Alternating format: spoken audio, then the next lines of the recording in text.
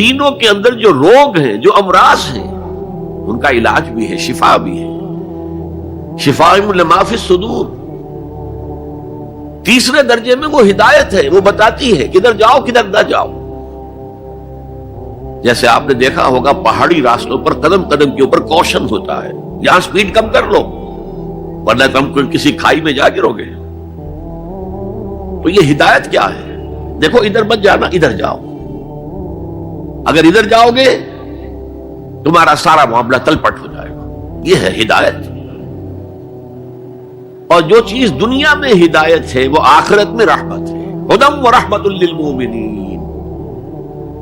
اب میں چاہتا ہوں ان چار الفاظ میں جو ربط ہے اسے سمجھیں۔ دیکھیے اگر کسی ایسی زمین پر بارش برسے جو اوپر سے بہت سخت ہے تو پانی بہہ جائے گا، زمین میں جذب نہیں ہوگا تو کوئی روئیدگی پیدا نہیں ہوگی۔ اگر دل سخت ہیں تو قرآن مجید ان پر کوئی اثر نہیں کرے گا۔ اس کے لیے سب سے پہلے موعظہ کی ضرورت ہے، واعظ کی ضرورت ہے، نصیحت کی ضرورت ہے تاکہ دل نرم پڑ جائے۔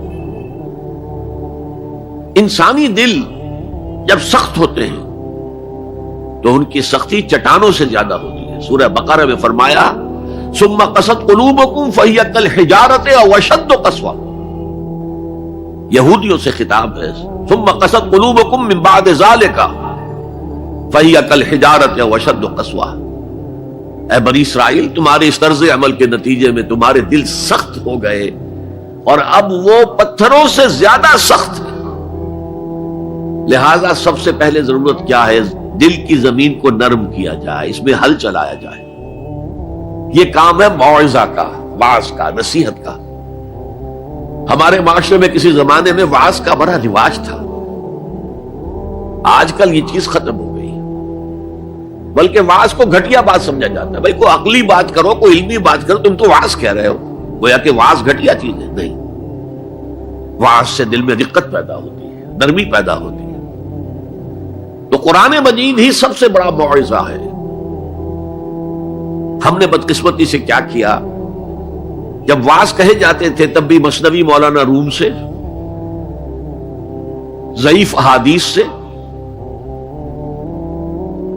واعظ دستاں زنو افسانہ بند، واعظ بڑے اونچے اونچے ہاتھ چلا کر اور افسانہ جو ہے بیان کر رہا ہے، لیکن اس کا حال کیا ہے؟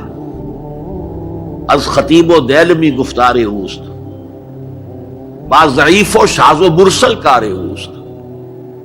وہ خطیب بغدادی یا دیلمی کی جو احادیث ہیں، جو سب سے گھٹیا درجے کی کتابیں حدیث کی، سب سے کم تر درجے کی کتابیں حدیث کی، ضعیف کتابوں کے یوں سمجھئے کہ بہت بڑے مجموعے، وہاں سے وہ حدیثیں لا رہا ہے۔ از ضعیف و شاذ و مرسل کار اوست، ضعیف حدیث، شاذ حدیث، مرسل حدیث سے وہ بیان کر رہا ہے۔ قرآن سے اس کا کوئی تعلق۔ قرآن مجید سب سے بڑا واعظ ہے۔ یا ایھا الناس قد جاءتکم موعظۃ۔ یہ دل کو جب نرم کرتا ہے تو پھر اس میں جذب ہوتا ہے، یہ سیکنڈ سٹیپ ہے اس کا۔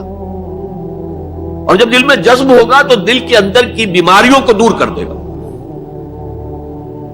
دل کے اندر کی بیماریاں کون سی ہیں؟ تھرومبوسس نہیں، جائنا نہیں، وہ اور ہے۔ وہ دل کی بیماریاں جن کے لیے قرآن شفا ہے، وہ ہے تکبر، حسد، حب مال، حب دنیا، حب جاہ، حب شہرت۔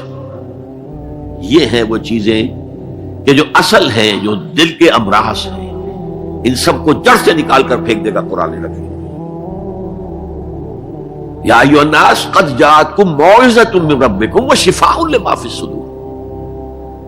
وہ ہدن اور وہ ہدایت ہے، انفرادی زندگی کے لیے بھی ہدایت ہے، اجتماعی زندگی کے لیے بھی ہدایت ہے۔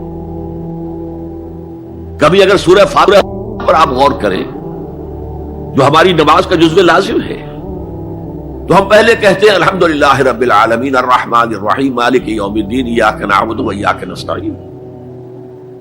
یہ ہدایت تو ہمیں پہلے ہی ملی ہوئی ہے۔ پھر جو ہم کہتے ہیں اہدنا الصراط المستقیم، اللہ کو ہم نے پہچان لیا، اسے رب العالمین مان لیا، اسے رحمان مان لیا، اسے رحیم مان لیا۔